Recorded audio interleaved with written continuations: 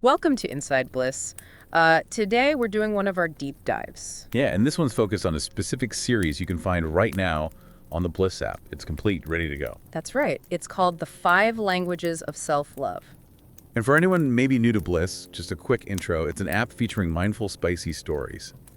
Think really immersive first-person POV fantasies. Right. They let you engage in a really unique way. Exactly. And something we talk about a lot here on Inside Bliss is how the app really supports your sexual well-being. It creates this space, A space for self-exploration. Yeah, exactly. And like confronting those inner thoughts, maybe dilemmas, desires, and finding some real discovery through that. It can be pretty transformative. Totally.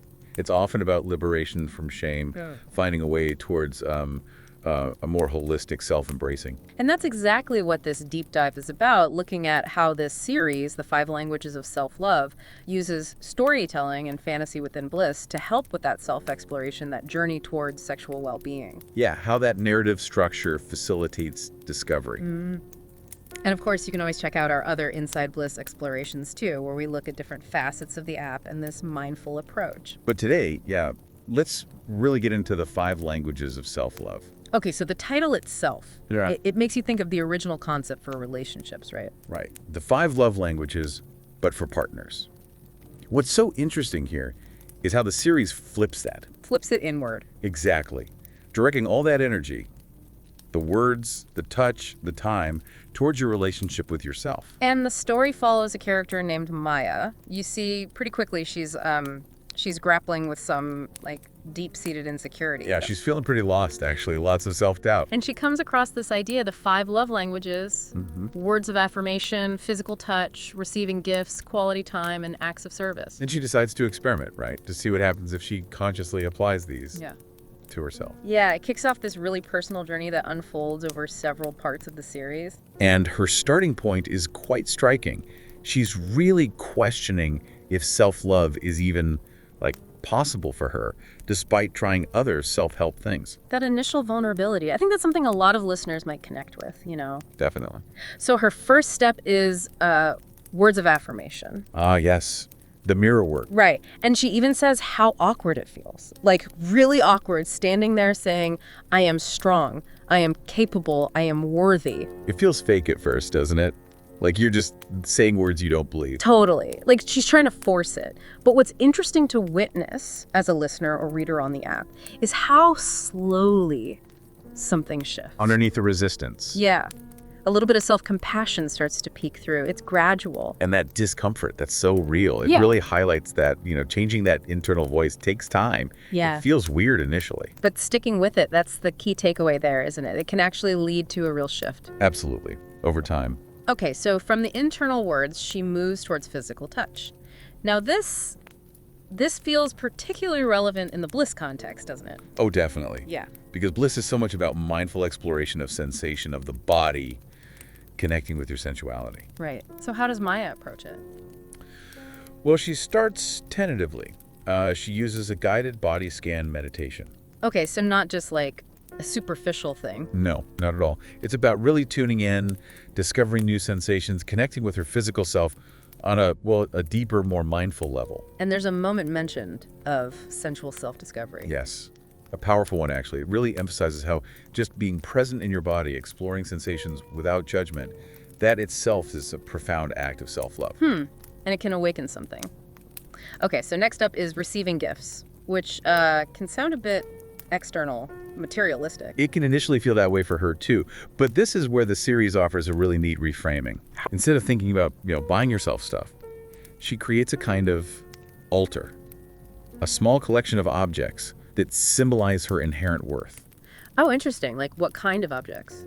Things like a meaningful keepsake, maybe some jewelry, even just a simple rock or shell that holds a positive memory. Right. Things with personal significance. Exactly.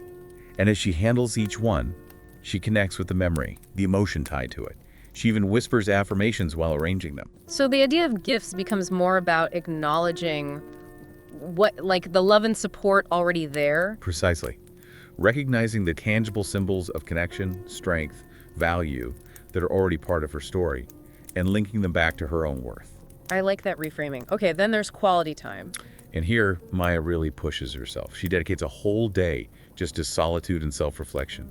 Wow. For someone starting from a place of insecurity, that probably sounds pretty daunting. It likely does, but she plans it out. Fills the day with things she actually enjoys reading, music, just being. And what happens? It leads to this, renewed energy, a sense of well-being. And importantly, within that quiet space she creates. Another sensual moment. Yes, another moment of sensual awakening. A really deep connection with her own being, emerging from that solitude. So it highlights solitude not as loneliness, but as An intentional space for nurturing yourself, for discovery, maybe even uncovering, deeper layers of your own sensuality. Okay, makes sense.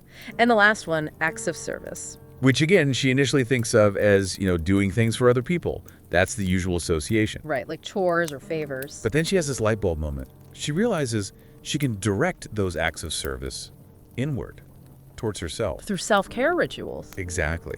Things like, taking a really long, luxurious bath, putting on a face mask, wearing clothes that feel amazing, making a truly nourishing meal just for her. Simple things, but done with intention. Right. And these small kindnesses, directed at herself, they build feelings of self-compassion, fulfillment, and again, you see them become intertwined with her exploring her sensual self too. That connection keeps coming up, doesn't it? The link between these acts of self-love and her sensuality, her sexual well-being. It's a really consistent thread, but, and this is important, it's not presented as some perfect, easy upward climb. Ah, so there are bumps in the road. Oh yeah. Later in the series, self-doubt creeps back in. She really struggles, actually, to keep up with her routines. That feels realistic. Self-love isn't linear, is it? Not at all. And the story shows that. There will be setbacks, moments you question everything. And crucially, what does Maya do? She reaches out. She reaches out to friends for support, which is another great takeaway, recognizing when you need that connection, that external bit of encouragement. Yeah, that's vital. And even in that doubt, there's another mention of intimacy. Yes, she finds a sort of temporary comfort, a connection, in an intimate moment with herself, highlighting how even when anxious, that self-connection can be a source of solace. So over the course of about a month, we see her trying to integrate all 5 languages. Trying, yes. And the key is integration, finding a balance that works for her, not achieving some kind of unattainable perfection. It's not about doing everything flawlessly all the time. Exactly. A friend actually reminds her in the series, it's the intention that matters most, not perfect execution. And through that sustained intention, she does experience this really profound shift towards self-acceptance. So by the end of the series, how does she feel? What's the reflection like? Well, in the final part, she looks back on the whole journey. And what you hear is her acknowledging that self-love. It's an ongoing process. Not a destination you just arrive at. Precisely. Setbacks are normal. They're part of it. But she celebrates how far she's come, her growth, and importantly, she stays open to future discovery. And does that connection to sensuality remain? It does. Even in that final reflection, there are these moments woven in sensual self-exploration, a deep sense of comfort and acceptance in her own skin. What really strikes me about this series, hearing you describe it, is how powerful that narrative approach is. Right. Exploring these themes through Maya's personal story. Yeah. It just provides such relatable insights, potentially for your own journey. Yeah, insights into self-discovery and very specifically into sexual well-being. It normalizes directing that loving energy inward. And acknowledging that connection, the emotional, the sensual, they're intertwined. Absolutely. So if Maya's journey, sounds like something that resonates or maybe something you're curious about experiencing yourself, then we definitely encourage you to check out the Bliss app. Download it. Find the 5 languages of self-love. yeah, the whole series is there. You can dive in, experience her journey firsthand, and maybe see how those themes connect with your own self-exploration, your own path to sexual well-being. It really is an invitation, isn't it? To look at your own relationship with yourself through this lens. It is. Which brings us to our final thought for you listening today. How might actively exploring your own languages of self-love, maybe even through mindful storytelling and fantasy like in Bliss, how might that lead you towards greater self-acceptance and empowerment? Something to think about. Definitely worth exploring.